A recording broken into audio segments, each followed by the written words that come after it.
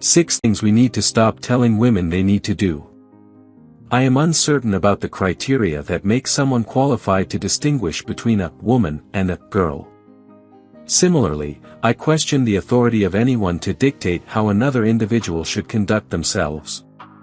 In my perspective, the only discernible factors separating a woman from a girl are a few years marked by awkward prepubescent phases, skin imperfections, orthodontic braces, the onset of menstruation, and perhaps a couple of significant life experiences.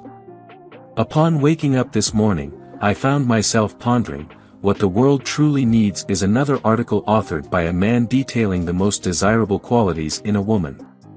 Sarcasm aside, it seems there's a significant scarcity of male perspectives on feminine behavior. I simply long to have the autonomy to determine the kind of woman I aspire to be. However, the struggle intensifies as overthinking tends to blur my judgment, and, humorously put, my breasts seemingly obstruct my cognitive processes. Embracing ladyhood proves to be quite the challenge. 1. How I should dress in order to be taken seriously. Certainly, when I choose to don a dress or a shirt that exposes my shoulders, chest, or collarbone, it doesn't necessarily mean I'm seeking your attention, exclaiming, "Look at me. Look at me. I am so sexy. I am the most sexy."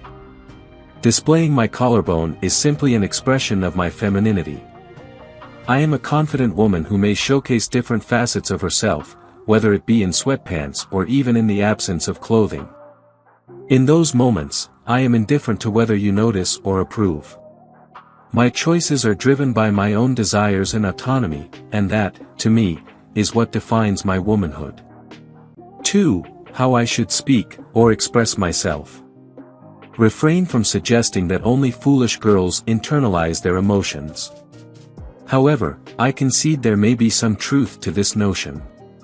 Perhaps what you intended to express is that individuals in their infancy anticipate men to comprehend their emotions and thoughts, while those, over the age of 2, tend to articulate their feelings verbally. I'll keep this in mind the next time I find myself in need of my boyfriend to attend to my basic needs like changing my diaper or feeding me snacks. 3. That real women pay during a date, and that means that they're secure. Seriously, why are we even turning this into a point of contention? Who genuinely frets over who foots the bill for a meal? In my relationships, I value my boyfriend for his fun personality, charm, shared interests in obscure pop culture, and the occasional care he provides. Whether one is a man or a woman, being a functional adult entails the ability to manage both physical and emotional well-being independently. It's not about diminishing my femininity, it's about being a capable human with emotions and a paycheck that fluctuates. There are times when I cover the expenses, and there are times when I don't, it's as simple as that. 4. That real women eat just like one of the guys. This situation is particularly disheartening because why should it be considered more appealing for me, as a woman, to be one of the guys? Furthermore, the individual who extols the virtues of real girls eating whatever they want is often either A, the one presumptuously ordering for you at a restaurant, or B, the one who, despite professing that real girls eat whatever they want, casts a disapproving glance when you opt for a cheeseburger, citing concerns about calories. Consider this scenario: what if I genuinely desire a salad when ordering, only to find myself craving chips and queso later at home? It might seem like a tactic to appear thinner and more desirable, but in reality, it's simply about eating what I crave in the moment.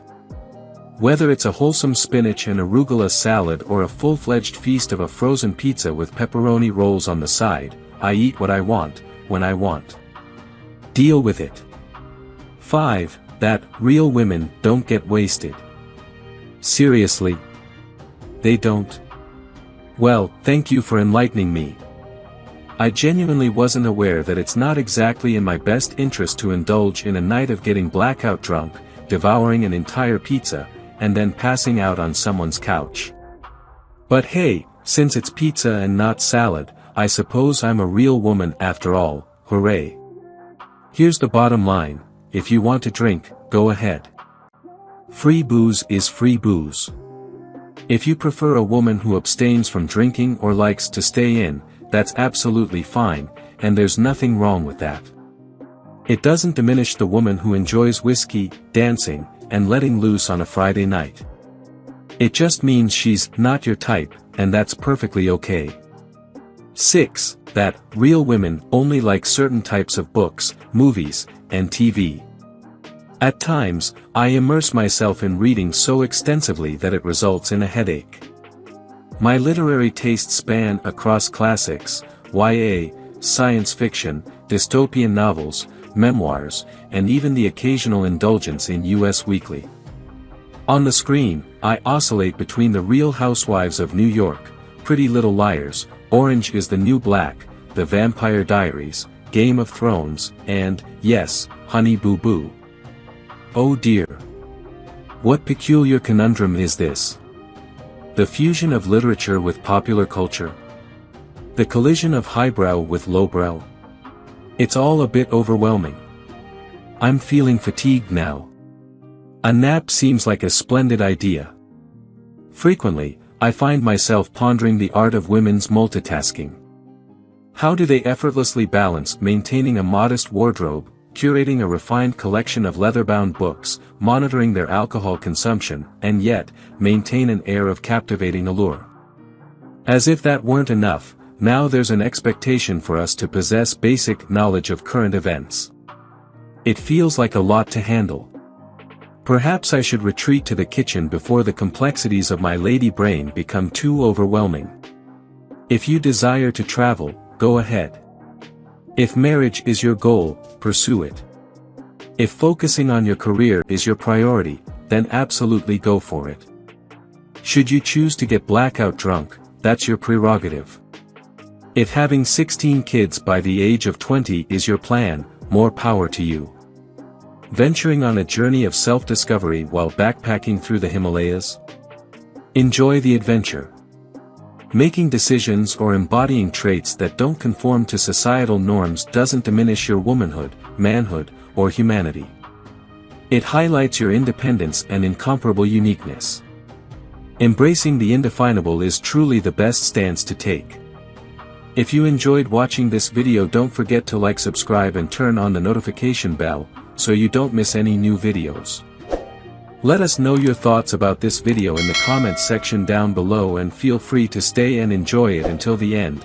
Also make sure to check out our next highlighted video, and we will see you next time. Thanks for watching. Please like, share, and subscribe.